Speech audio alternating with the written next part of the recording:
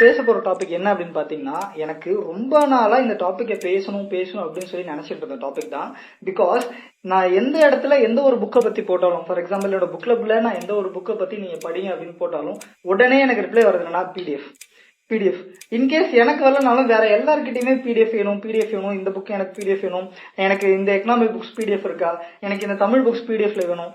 வேற யாராவது அந்த புக்கை பத்தி வெளியே யாராவது போட்டாலும் கூட பிடிஎஃப் மேல நம்ம எல்லாருக்கும் ஒரு ஈர்ப்பு இருக்குன்னு நினைக்கிறேன். பிகாஸ் நம்மளாம் என்ன நினைக்கிறோம், இந்த பிடிஎஃப் வாங்கி வச்சா போதும் நினைக்கிறோம். இந்த வீடியோல என்ன பார்க்க போறோம் அப்படின்னா, பிசிக்கல் புக்ஸோட வேல்யூ என்ன அண்ட் பிடிஎஃப் புக்ஸ் எவ்வளவு பெரிய பாய்சன் அப்படின்றத பத்தி மட்டும் தான் நம்ம பார்க்க போறோம். இந்த பிடிஎஃப்ன்ற வேர்டு என்னை பொறுத்த வரைக்கும் மிகப்பெரிய ஒரு கெட்ட வார்த்தை. பிசிக்கல் புக்ஸ் படிக்கிறதுல என்னென்ன அட்வான்டேஜஸ் அண்ட் பிடிஎஃப் படிக்கிறதுனால என்னென்ன டிஸ்அட்வான்டேஜஸ், எது படிச்சா நமக்கு யூஸ்ஃபுல்லா இருக்கும் அப்படின்றத ரொம்ப டீட்டெயிலா இன்னைக்கு பார்க்க போறோம். So stay with me. அவங்க Sivanesh. Welcome to narcotic reader.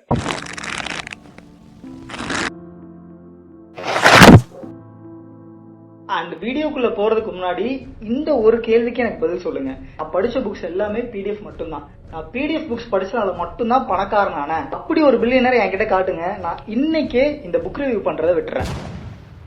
இந்த கேள்விக்கு நமக்கு பதில் தெரியணும். நாம எதுக்காக படிக்கிறோம்? why we read. ஒரு சில பேர் ரிலாக்ஸேஷனுக்காக படிப்பாங்க, ஒரு சில பேர் எஸ்கேபிசம்காக படிப்பாங்க. எஸ்கேபிசம்னா என்னன்னா, ரியாலிட்டி வேர்ல்ட்ல இருந்து எனக்கு வேற வேர்ல்டுக்குள்ள போகணும், எனக்கு இந்த வேர்ல்டு பிடிக்கல அப்படின்றதுனால வேற ஏதாவது ஒரு புக், அவங்களுக்கு பிடிச்ச புக் ஏதாவது ஒரு ஸ்டோரிக்குள்ள போறதுதான் எஸ்கேபிசம்.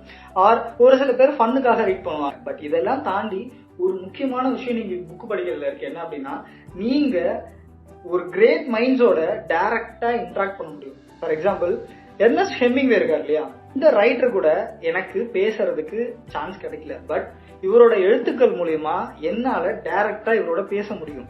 ஸோ இவ்வளோ யூனிக்னஸ் இருக்க இந்த புக்கை பிசிக்கல் புக்ல மட்டும் தான் உங்களால எக்ஸ்பீரியன்ஸ் பண்ண முடியும். பிடிஎஃப் படிக்கிறது வேஸ்ட், சரிங்களா? பிசிக்கல் புக் படிக்கிறது தான் பெஸ்ட் அப்படின்றதுக்கான எனக்கு தெரிஞ்ச ஒரு சில எக்ஸாம்பிள் சொல்றேன். ஃபர்ஸ்ட் எக்ஸாம்பிள் என்ன அப்படின்னா, பிசிக்கல் புக்ஸ்ல உங்களால பர்சனல் கனெக்ஷன் இருக்கும். ஃபார் எக்ஸாம்பிள் இந்த Zen and the art of motorcycle புக்கை 2022ல படிக்க ஆரம்பிச்சேன். கிட்டத்தட்ட அந்த இயர் ஃபுல்லாவே இந்த ஒரு புக்கை மட்டும் தான் நான் படிச்சுட்டு இருந்தேன். பிகாஸ் இந்த புக்ல அவ்வளவு விஷயம் எனக்கு பர்சனலா ரிலேட் ஆகும். எனக்கும் இந்த புக்குக்கும் அவ்வளவு பர்சனல் கனெக்ஷன் இருக்கு. இதே மாதிரி நிறைய பேருக்கு இருக்கும். அவங்களுக்கு அந்த ஒரு சில புக்கை விட்டுட்டு வெளியே வர முடியாது. என்கிட்ட ஒரு 300+ புக் இருக்கும். இதுல வேற யார் எந்த புக் எடுத்தாலும் எனக்கு கோவம் வராது. பட் இந்த புக்கு தொட்டாங்கன்னா எனக்கு கோவம் வரும். என்ன திட்டுவனே தெரியாது. இந்த மாதிரி உங்களால பிடிஎஃப் புக்ஸ்ல இருக்கவே முடியாது. And then second, aesthetic look. Aesthetic லுக்குக்காகலாம் புக் வாங்குவாங்களடா அப்படின்னு நீங்க நினைக்கிறான். அதுக்கு மோபி டிக் அப்படின்ற இந்த புக் வந்து ஒரு பெஸ்ட் எக்ஸாம்பிள். ஹெர்மன் மெல்வில் எழுதின இந்த மோபி டிக் வந்து ரொம்ப ஃபேமஸான ஒரு நாவல். ஸோ இந்த புக்கை படிக்கணும்னு எனக்கு அவ்வளோ ஆசை. பட் இதை வந்து ஹெக்கிங் பாத்தம்ஸ்ல பார்த்த உடனே வாங்கிட்டேன். பிகாஸ் இது ஒரு லுக்கு அவ்வளோ ஏஸ்தட்டிக்கா இருக்கும். ஸோ அது வந்து ஒரு கடல்ல நடக்கிற ஒரு கதை. ஸோ மீன் பிடிக்கிற ஒரு கதை அது. ஸோ பார்த்த உடனே உங்களுக்கு ஒரு சின்ன ஒரு இது ஹார்ட் கவர், ரேட்டுமே வந்து ரொம்ப கம்மி தான், 599 தான். ஏஸ்தட்டிக் லுக்குக்காகவே இந்த புக்கை வாங்கலாம் அப்படின்னு எனக்கு தோணுச்சு. அண்ட் அதே மாதிரி தான் இந்த I came upon lighthouse by Shantanu Naidu. So இந்த புக்ல ஃபுல்லாவே பாத்தீங்கன்னா நிறைய இல்லுஸ்ட்ரேஷன் கொடுத்துருப்பாங்க. அந்த இல்லுஸ்ட்ரேஷன்ஸ் எல்லாமே அவ்வளோ அழகா இருக்கும். ஸோ இந்த மாதிரி ஏஸ்தட்டிக் லுக்குக்காகவே நம்ம வந்து பிசிக்கல் புக்ஸ் வாங்கலாம். அண்ட் பிடிஎஃப்ல என்ன எக்ஸ்பீரியன்ஸ் பண்ணுவீங்க? நீங்க எதுவுமே பண்ண முடியாது. போன்ல ஆல்ரெடி நிறைய இமேஜஸ், கார்ட்டூன்ஸ் பார்த்து நம்ம வளர்ந்துருக்கோம். பிடிஎஃப் நீங்க எந்த ஒரு இல்லஸ்ட்ரேஷனை பார்த்தாலும் உங்களுக்கு அது புதுசா ஃபீல் ஆகாது. இல்லஸ்ட்ரேஷனை புக்ல பாத்தீங்க அப்படின்னா அது தனி ஃபீல். தேர்ட் எக்ஸாம்பிள் என்னன்னா, பேப்பர் புக்ஸ் ஆர் ஆர்ட். அதாவது ஒரு பேப்பர் புக்ல ஒரு ஆர்ட்டை பாக்குறதும் சரி, ஒரு போன்ல பிடிஎஃப்ல ஒரு ஆர்ட்டை பாக்குறதுக்கும் நிறைய டிஃபரன்ஸ் இருக்கு. ஃபார் எக்ஸாம்பிள் இந்த ஆன்ஷியன்ட் வேர்ல்டு இந்த புக்ல பாத்தீங்க அப்படின்னா அவ்வளோ ஆர்ட்ஸ் கொடுத்துருப்பாங்க. ஸோ இது நீங்க அந்த ஆர்ட்டை பக்கத்துல வச்சு படிக்க உங்களுக்கு அவ்வளோ இன்ஸ்பைரிங்கா இருக்கும். ஒரு மொபைல்ல இந்த புக்கை படிக்கிறத விட என்ன கேட்டா இதுல உட்காந்து ஒவ்வொன்றா இந்த பேஜஸை படிச்சு இதுல என்ன சொல்றாங்கன்னு பார்த்தா மட்டும்தான் இந்த பிசிக்கல் புக்ஸோட அருமை உங்களுக்கு தெரியும். அண்ட் தென் ஃபோர்த் எக்ஸாம்பிள் என்னன்னா, ஈஸியர் டு நேவிகேட். அதாவது ஃபார் எக்ஸாம்பிள் இப்போ எனக்கு வந்து இந்த ரிச் டாட் புவர் டாட் புக்கை நான் எப்போ ஸ்டார்ட் பண்ணேன் அப்படின்னா 2019 இந்த புக்கை நான் ஸ்டார்ட் பண்ணியிருக்கேன். ஸோ எனக்கு இப்போ இன்கேஸ் அசட்டை பத்தியோ லைபிலிட்டி பத்தியோ ஏதாவது டவுட் வருது அப்படின்னா ஈஸியா என்னால என்னோட மைண்ட் டைரக்டா இந்த புக்குக்கு தான் போகும். பிகாஸ் இந்த புக் எனக்கு அசட்னா என்ன, லைபிலிட்டினா என்னன்னு டீச் பண்ணிருக்கு. அண்ட் தென் நான் ஹைலைட் பண்ணி வச்சிருப்பேன் ஒவ்வொன்றத்தையும். ஸோ இந்த ஹைலைட் பண்ணதை வச்சு நான் பார்க்கலாம், ஓகே எனக்கு எந்த டவுட் இருக்கோ அந்த டவுட்டை என்னால் ஈஸியாக இந்த பிசிக்கல் புக்ஸில் நேவிகேட் பண்ணி கிளாரிஃபை பண்ண முடியும். ஓகேவா? ஆனால் பிடிஎஃபால அதை பண்ண முடியாது. நீங்கள் சொல்லலாம் கிண்டிலில் கூட வந்து இதை வந்து நீங்கள் புக் மார்க்ஸ் எல்லாமே காப்பி பண்ணி வச்சுக்கலாமே அப்படின்னு சொல்லிட்டு. கிண்டில் கரெக்ட் ஆகிட்டா என்னப்பா பண்ணுவ நீ? And then fifth example என்ன அப்படின்னா author signature value அப்படின்னு சொல்லுவாங்க. அதாவது ஆத்தர் கிட்ட சைன் வாங்குறது, சைன்டு காப்பீஸ். நம்ம எல்லாருக்குமே மிஸ்டர் ஆனந்த் சீனிவாசனை தெரியும்னு நினைக்கிறேன், மணி பேச்சு சேனலுடைய ஹெட். ஸோ அவர் வந்து த இன்டெலிஜென்ட் இன்வெஸ்டர் அப்படின்ற அந்த புக்கை நிறைய வாட்டி ரெக்கமெண்ட் பண்ணியிருப்பாரு. ஸோ அவரை மீட் பண்றதுக்கு எனக்கு ஒரு சான்ஸ் கிடைச்சது. ஸோ அப்போ நான் அவரோட ஃபேவரட்டான புக்கான இந்த இன்டெலிஜென்ட் இன்வெஸ்டரை எடுத்து போயிருந்தேன். ஸோ அப்போ அவர்கிட்ட ஒரு சைன் வாங்கியிருந்தேன். இந்த மாதிரி சைன்டு காப்பீஸ் எதுவுமே உங்களால பிடிஎஃப்ல வாங்க முடியாது ராஜா. அண்ட் தென் சிக்ஸ்த் எக்ஸாம்பிள் என்ன அப்படின்னா பிசிக்கல் புக்ஸ் வந்து டைம்லெஸ்னஸா இருக்கும். அதாவது காலம் தாங்கி நிற்கும் அந்த புக்ஸ் எல்லாமே. இதுக்கு ஒரு கிரேட் எக்ஸாம்பிள் எங்க அப்பாவே நான் சொல்லுவேன். எங்க அப்பா வந்து இந்த கடைசி பக்கம் அப்படின்ற இந்த கண்ணதாசனோட புக்கை எப்போ வாங்கியிருக்காரு அப்படின்னா 1976. அப்போ இந்த புக்கை எங்க அப்பா வாங்கியிருக்காரு. எங்க அப்பா அன்னைக்கு வாங்கின புக்கு இன்னைக்கு எனக்கு கிடைச்சிருக்கு, நான் இதை படிச்சிருக்கேன். இதுவே நீங்க இன்னைக்கு படிக்கிற புக்ஸ் எல்லாமே பிடிஎஃப் இருந்துச்சு அப்படின்னா நாளைக்கு உங்க குழந்தைக்கு என்ன புக்கு கொடுப்பீங்க? நான் பெருமையா சொல்லுவேன்ப்பா, என்கிட்ட கிட்டத்தட்ட ஒரு 300 to 400 புக்ஸ் இருக்கு. என் குழந்தைக்கு நான் சேர்த்து வச்சிருக்க சொத்து அதுதான். அண்ட் தென் பிசிக்கல் புக்ஸ்ல வந்து நிறைய ரேர் கலெக்ஷன் இருக்கு. இதுக்கு என்னோட சேனல்லே ஒரு மிகப்பெரிய எக்ஸாம்பிள் இருக்கு, லைட் ஃப்ரம் மினி லேம்ப்ஸ் அப்படின்ற புக்கு. ஸோ லில்லியன் வாட்சன் எழுதின அந்த லைட் ஃப்ரம் மினி லேம்ப்ஸ். நீங்க கேட்கலாம், பிடிஎஃப் பத்தி இவ்வளோ வக்கனையா படிக்காதரா அப்படின்னு சொல்றியே, நீ ஏன்டா அந்த லைட் ஃப்ரம் மினி லேம்ப்ஸ் புக்கை ஃப்ரீயா பிடிஎஃப் கொடுத்த அப்படின்னு நீங்க கேட்கறது எனக்கு தெரியுது.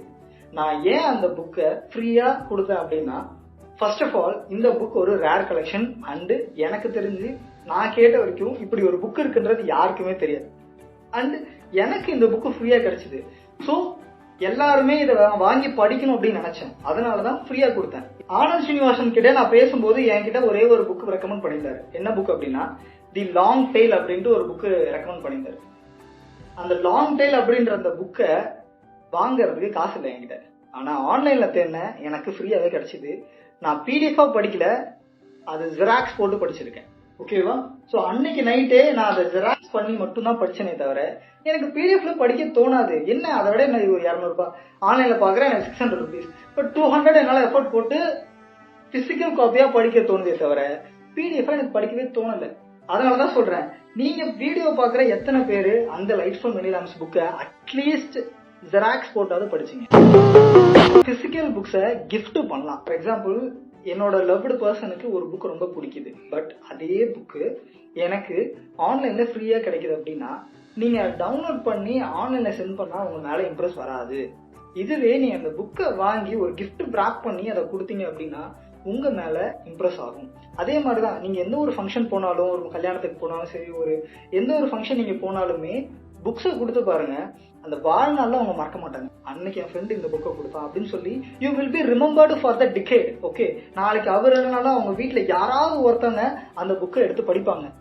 ஸோ பிடிஎஃப்ல அதெல்லாம் உங்களுக்கு கிடைக்கவே கிடைக்காது. ஏன் உங்களுக்கு புரிய மாட்டேங்குது? எப்ப பாரு பிடிஎஃப்னு சாவுறீங்க. சிங்கிள் புக்ஸ் படிக்கிறதுனால ஒரு பெனிஃபிட் என்ன அப்படின்னா சப்போர்ட்டிங் ஆத்தர்ஸ் அண்ட் பப்ளிஷர்ஸ். அதுக்கு நானே மிகப்பெரிய எக்ஸாம்பிள். நான் எழுதின புக் தான் இந்த ஆல்கமி ஆஃப் நத்திங் அப்படின்ற இந்த புக்கு. நான் என்ன இன்ட்ரோ பண்ணோன்னா நான் ஒரு புக்கை எழுதிருக்கேன் அப்படின்னு சொல்லுவேன். அவங்க எல்லாமே எம்மிடியா என்கிட்ட என்ன கேட்பாங்க, ஒரு புக் எனக்கு கூட அப்படின்னு கேட்பாங்க. எனக்கு அப்படியே கோவம் வரும். என்னைக்கே நீ வந்து ஒரு டீ கடையில போயிட்டு எனக்கு ஒரு டீ கூடன்னு கேட்டிருக்கியா, காசே கொடுக்காம? அப்புறம் எப்படி அவங்களுக்கு எல்லாம் தோணுது, ஒரு ஒரு ஒரு ஆத்தர் வந்து ஒரு 3 months 4 months வந்து கஷ்டப்பட்டு ஒரு புக் எழுதிருக்காங்க அப்படின்னா அதை எப்படி வந்து ஃப்ரீயா கேட்கறதுக்கு மனசு வருது எனக்கு தெரியல. அந்த ரைட்டரால அஃபோர்ட் பண்ண முடிஞ்சா கண்டிப்பா எல்லாருக்கும் ஃப்ரீயா புக்கை கொடுத்துருவான். ஏன்னா அவனோட நோக்கமே அவன் எழுத்து வந்து எல்லார்கிட்டையும் போய் சேரணும் அப்படின்றதுதான். சரிங்களா? ஸோ அது எந்த மூலியமா போனா என்ன, போய் சேருதா, படிச்சு அதனால ஒருத்தர் முன்னேறினாலும் அந்த ஆத்தர் ஜெயிச்சதா தான் நான் நினைக்கிறேன். இது எல்லாத்தையும் விட ரொம்ப முக்கியமான ஒரு விஷயம் புக்ஸ் நமக்கு தருது. சாகன் ஆகட்டும், ஜெயகாந்தன் ஆகட்டும், ரிச்சர்ட் பின்மன் ஆகட்டும், இவர் யாருமே இப்போ உயிரோட இல்லை. ஆனா அவங்களோட ஐடியாஸ் என்னைக்கு சாகாது. எப்படின்னா அவங்க எழுதின புக்ஸால அவங்களோட ஐடியாஸ் என்னைக்குமே சாகாது. அவங்க எப்பயுமே நம்ம கூட பேசிட்டே இருப்பாங்க. அவங்க எழுதின இந்த ஒவ்வொரு வேர்ட்லையுமே நம்மளை சேஞ்ச் பண்ணிக்கிட்டே இருப்பாங்க. ஸோ இதுதான் புக்கோட ஒரு ஒரு ப்ரெசன்டபிள் வேல்யூ, ஒரு மேஜிக் வேல்யூ பிசிக்கல் புக்ஸ் கிட்ட மட்டும்தான் இருக்கு. ஸோ இப்போ உங்களுக்கு ரொம்ப நல்லாவே புரிஞ்சிருக்கும்னு நினைக்கிறேன். Physical books R the best way to building your reading habit. Okay, so இதுக்கு மேலேயாவது பிடிஎஃப் கேட்கறத நிப்பாட்டுங்க, பிடிஎஃப்ல படிக்கிறத நிப்பாட்டுங்க. படிக்கிறதுன்னு வந்துட்டாலே தயவுசெய்து பிசிக்கல் புக்காவது வாங்கி படிங்க. அண்ட் தென் அஃபோர்டபுள் இருக்கவன் புக் வாங்கி படிக்கிறான், அஃபோர்டபுள் இல்லாதவன் அவன் ஆன்லைன்ல படிக்கலாம் இல்லையா? ஒரு புக்கு வாங்கி படிக்கணும்னு நம்ம வீட்டுல கேட்டா உங்களுக்கு அந்த புக் உண்மையிலே யூஸ்ஃபுல்லா இருக்கும் நீங்க நினைச்சீங்க, எனக்கு அந்த புக்கை வாங்கி படிக்கணும் அப்படின்னு சொல்லிட்டு நீங்க வீட்டுல கேக்குறீங்க அப்படின்னா நெக்லெக்டே பண்ண மாட்டாங்க. இதுக்கு நான் 100% ஷூரிட்டி கொடுப்பேன். பிகாஸ் இந்தியாவில எஜுகேஷன்றது அவ்வளோ இம்பார்ட்டன்டான ஒரு விஷயம். ஒரு பையன் அவங்க அம்மா கிட்ட போயிட்டு எனக்கு ஒரு புக்கு வேணுமா அப்படின்னு கேட்டா உங்களுக்கு கிடைக்கிறதுக்கு வேணா டைம் எடுக்கலாம், ஆனா கண்டிப்பா உங்களுக்கு அந்த புக்கை வாங்கி கொடுப்பாங்க. ஸோ நீங்க அதை எப்படி யூஸ் பண்றதுன்றதுல தான் இருக்கு. சரி, அதெல்லாம் இருக்கட்டும்டா, தம்ப்நெயில்ல ஒரு மேட்டர் போட்டிருந்தல அது எங்க அப்படின்னு நீங்க கேட்கறது எனக்கு தெரியுது. 100 புக்ஸ், இந்த 100 புக்கை நீங்க உங்க லைஃப் டைம்ல படிச்சிடணும் அப்படின்னு சொல்லிட்டு ஒரு லிஸ்ட் அவுட் பண்ணியிருக்கேன். அந்த புக்கோட டைட்டில் அண்ட் அதை படிக்கிறதுனால என்னென்ன யூஸ் அப்படின்னு சொல்லிட்டு ஒரு கம்ப்ளீட் பிடிஎஃப் ரெடி பண்ணியிருக்கேன்.